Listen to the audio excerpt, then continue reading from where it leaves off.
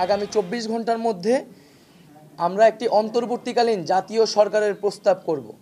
সেই জাতীয় সরকারে অভ্যুত্থানকারী ছাত্র নাগরিকদের অংশ থাকবে এবং সমাজের যে নাগরিক সমাজ সহ যে নানান পেশাজীবী এবং নানান ধরনের পক্ষ রয়েছে সকলের প্রতিনিধিত্ব নিশ্চিত করে তাদের সাথে আলোচনার মাধ্যমে আমরা একটা অন্তর্বর্তীকালীন জাতীয় সরকারের রূপরেখা এবং নাম, সেই সরকারে কারা কারা থাকবে সেই নামগুলো ঘোষণা করব।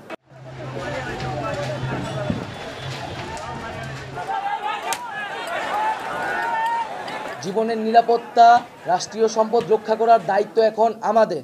তাই সারা দেশের মানুষকে আবারও আহ্বান জানাচ্ছি, আপনারা শান্তিপূর্ণভাবে অহিংসভাবে অবস্থান নিন এবং আমাদের দেশ গঠনের জন্য প্রস্তুত হন।